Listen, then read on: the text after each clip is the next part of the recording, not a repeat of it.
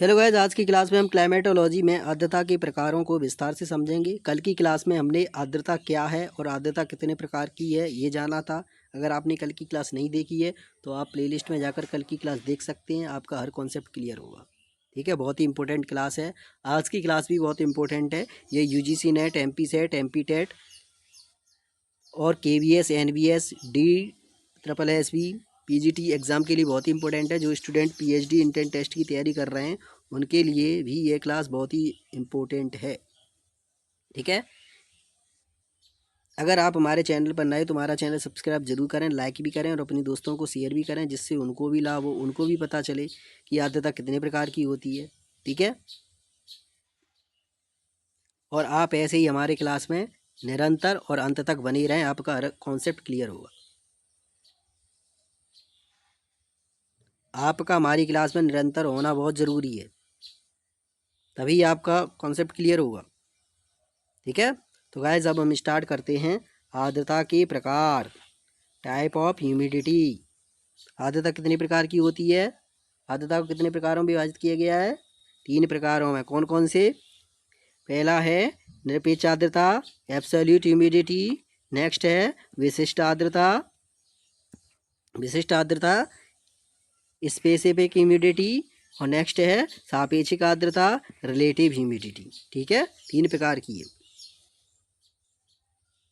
आज हम आर्द्रता के प्रकार में निरपेक्ष आर्द्रता को विस्तार से समझेंगे। ठीक है, बहुत ही इंपॉर्टेंट है, यहाँ से क्वेश्चन पूछा ही जाता है, इसलिए आप हमारे क्लास में बिल्कुल ध्यानपूर्वक देखें।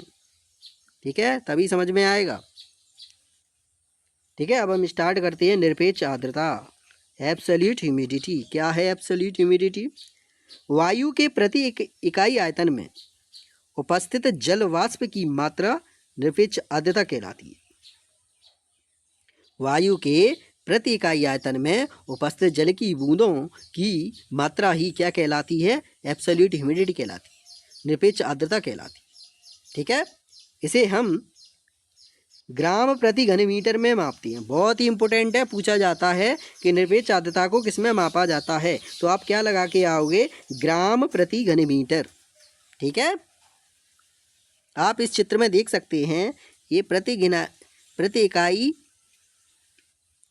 आयतन में, वायु के प्रति इकाई आयतन में उपस्थित जलवाष्प, उपस्थित जल की बूंदों की मात्रा ही क्या कहलाती है? निरपेक्ष आर्द्रता कहलाती है।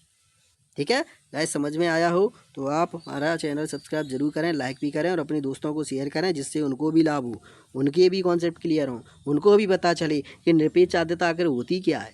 ठीक है, बहुत ही कन्फ्यूज रहते हैं स्टूडेंट इसमें। ठीक है गाइस, आपको समझ में आया हो तो सब्सक्राइब जरूर करें, लाइक भी करें और ज़्यादा से ज़्यादा शेयर करें। ठीक है, और कमेंट भी किया करो। नेक्स्ट है ताप तथा दाब परिवर्तन से निरपेक्ष आर्द्रता का मान बदल जाता है। टेम्परेचर और वायु दाब से इसके मान में परिवर्तन हो जाता है, क्योंकि इकाई आयतन में उपस्थित जलवाष्प की मात्रा परिवर्तित हो जाती है। ठीक है, अब ये निरपेक्ष आर्द्रता का आगे सूत्र बहुत ही इंपॉर्टेंट है, ये फॉर्मूला नोट कर लो, फॉर्मूले से क्वेश्चन पूछा जाता है। ठीक है, क्वेश्चन में पूछ लेंगे कि निरपेक्ष आर्द्रता का फॉर्मूला कौन सा सही है। ठीक है, तो आप क्या लगा के आओगे? वायु में जलवाष्प की मात्रा ग्राम में बटे वायु का आयतन घन मीटर। ठीक है, बहुत ही इंपॉर्टेंट है, ये फॉर्मूला नोट कर लो, नोट कर लो उसे। निरपेक्ष आर्द्रता का फॉर्मूला है, पूछा जाता है। गर्म वायु की अधिकतम निरपेक्ष आर्द्रता 30 डिग्री सेल्सियस 86 डिग्री फ़ारेनहाइट पर 30 ग्राम प्रति घन मीटर होती है। ठीक है, गर्म वायु की न्यूनतम निरपेक्ष आर्द्रता 0 डिग्री सेल्सियस पर 5 ग्राम घन मीटर होती है। ठीक है, आगे बढ़े, बहुत ही इंपॉर्टेंट क्लास है गाइस। समझ में आ रहा होगा तो लाइक सब्सक्राइब ज़रूर करें और ज़्यादा से ज़्यादा शेयर करें। ठीक, इसलिए आपके लिए बहुत ही इंपॉर्टेंट है।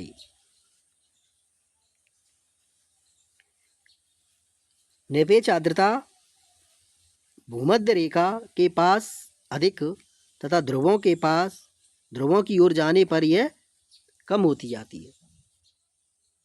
निरपेक्ष आर्द्रता ध्रुवों के पास अधिक क्यों होती है? क्योंकि वहाँ पर जलवाष्प सबसे अधिक होती है।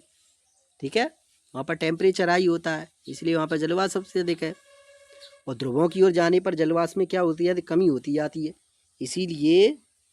इसीलिए ध्रुवों पर निरपेक्ष आर्द्रता कम होती है।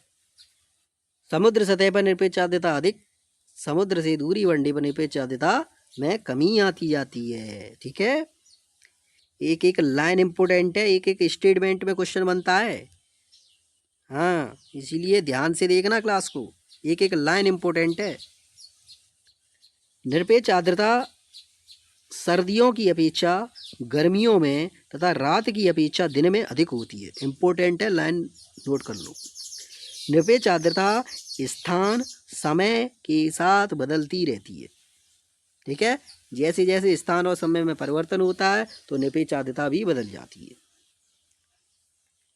निरपेक्ष आर्द्रता की मात्रा पर वर्षा की संभावना निर्भर होती है।